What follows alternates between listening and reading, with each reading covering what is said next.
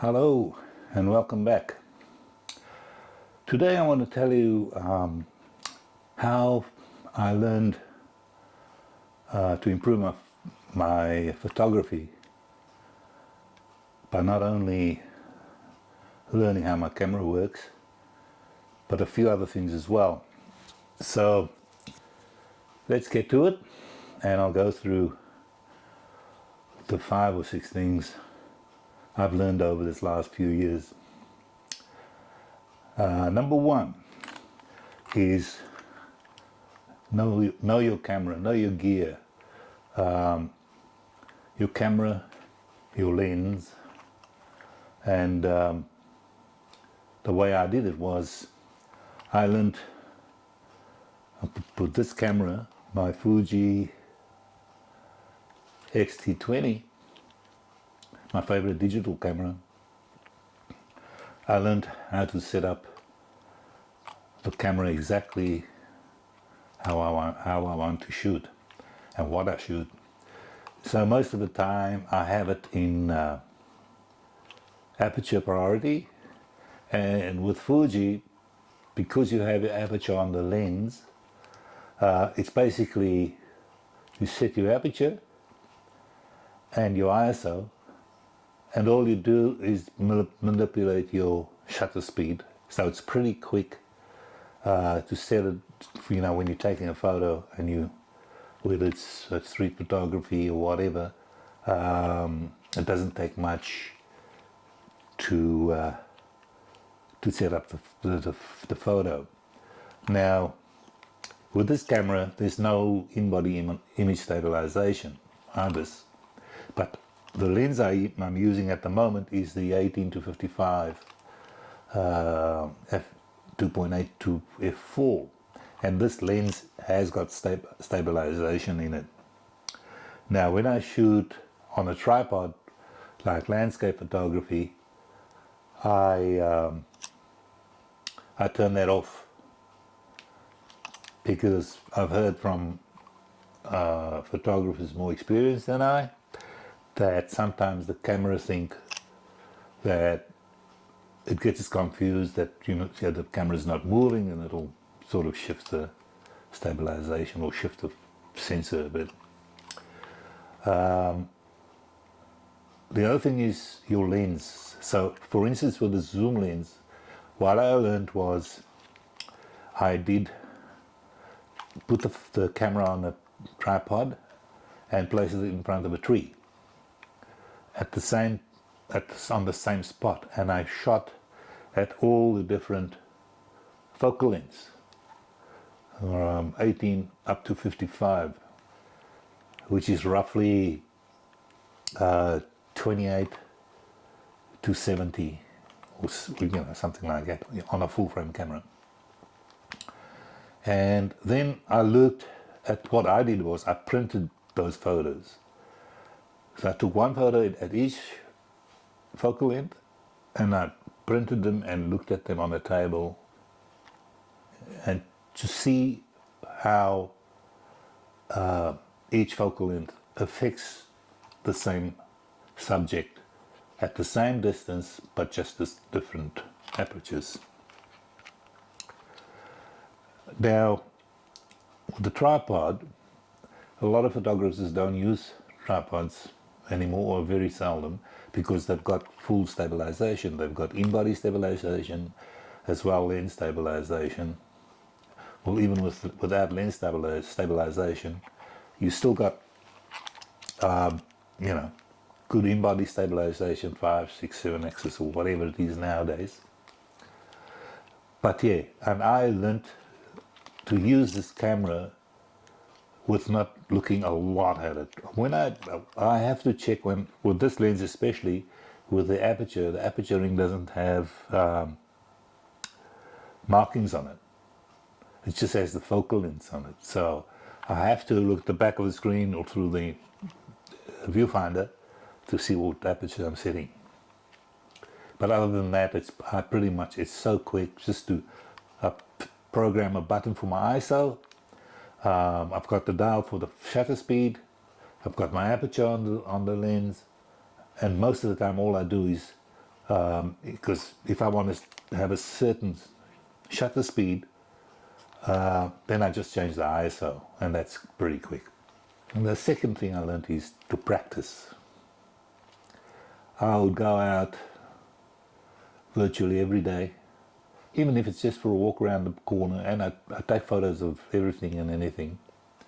Flowers, gates, people's houses, cars, garbage bins, anything that took my interest, I'd take photos of. And it just teaches you when you come back and you put it on your computer and you look at it and you see, oh shit, I didn't take note of the highlights in that shot, or the focus is a bit off, or whatever. But you learn from every time you go out and practice. And I'd shoot objects even in my apartment, on my balcony, from my balcony. And you may not think that you're learning, but you are learning. So think about that. And the next thing is try and get it right in camera. And what I mean by that is when you frame up your shot, so I've been taught by quite a few different photographers did the same thing, is check your edges of your frame. If anything is poking in that you don't want, or something that you want in there, that's fine. But if you don't want it, frame it up differently and get it right. Get your exposure right in camera before you take the shot. It saves you a lot of time in post processing. To correct like a bad exposure, or erasing things from the corner on the edges of your frame, or even just like you may have your camera strap maybe hanging in front of your lens and you don't realize it. That's all things you have to make sure that you got right. So like what I do is when I go out and I shoot, the first thing I check is my camera, my aperture, and ISO is normally on 200. Check my aperture, and I check my shutter speed. So if it's a bright day, I know I'm going to be up in 500 to 2000, or even more on the shutter speed. Other days, I change it accordingly. But it's simple, just to point your camera at a subject and look at the back of your screen, and you can see just by changing your, if you want to stick with the aperture, changing your shutter speed and your ISO. That's it. The other thing I also learned is try something different. If you start and you're learning landscape photography, try something different. Don't just do landscape photography. The reason I say that is that I've learned by shooting all kinds of things. I shoot, my daughter's portrait, my friends' portraits. I do street photography, landscape, woodland, which I don't really like woodland photography, so I didn't do much of that. So that's just an example. I found out very quickly that I don't like woodland photography. So, street photography, abstract, macro. I've tried all these things, and what I've found is I like the most is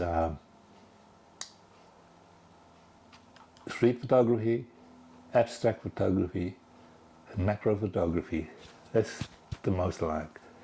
And also, I see they're calling it now mundane photography, or what's the other one?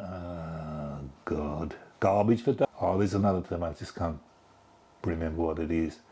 But try it out, shoot different things.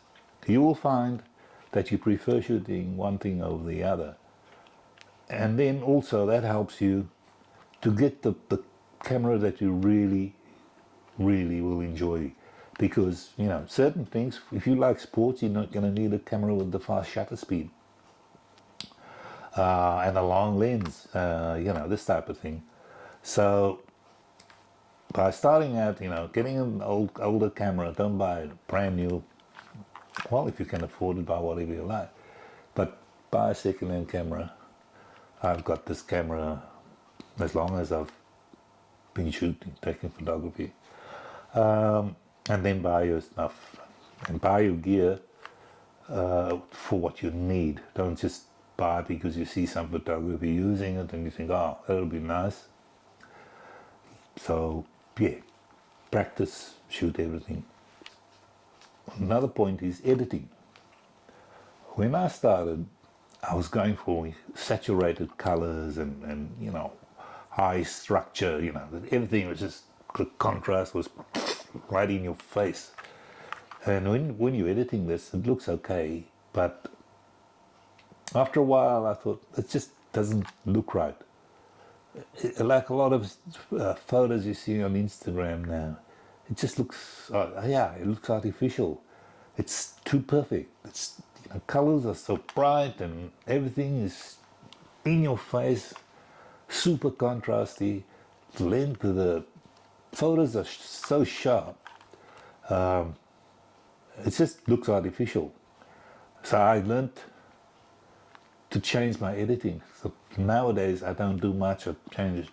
If I have to, I change exposure. If it's, if I've overexposed, I bring it down, do a bit of shadow work and highlights and contrast. And if anything with color, I tend to, pull down the saturation a little bit. Because with Fuji cameras, they really give you a great image. Even Canon cameras too. I use my son's Canon 5D Mark II, and I just love the images out of that camera. It's really nice. The last one I've learned, well, I'll probably learn some more after this anyway, but is photo anxiety. Don't get anxious to post your photos online or to show people your photos. Not everybody's going to like it. There's a lot of photos that I don't like. I see on Instagram or Facebook or websites, and taken by well-known photographers, popular photographers, and I don't see. I sort of think to myself, well, what do people see in this photo that I don't see? And maybe it's me, but people have their own taste. I have my taste. You have your taste. So don't worry if people, criticize your photos in a nasty way. Some people will give you good critiques. They will, tell you try this or whatever. Maybe you should do this, or, But the ones that just say, this is a shit photo, or you don't know what you're doing, or whatever, ignore them. Shoot for yourself. Shoot what you like to shoot, whether it's butterflies or garbage bags or anything in between. Seashells. Do it. Shoot what you want to shoot. I shoot a lot of flowers. I like it. So, with that said, that's all I have to say at the moment. Let me see if let's see. So with that said, I'll sign off now and hopefully catch you soon. Apologies about lengthening between videos, but I'm trying to come up with a interesting video. I don't want to just sort of do a video for the sake of doing a video a week or whatever. So, and with petrol prices so expensive, I don't travel a lot, so I don't want to go too far because it just costs too much money.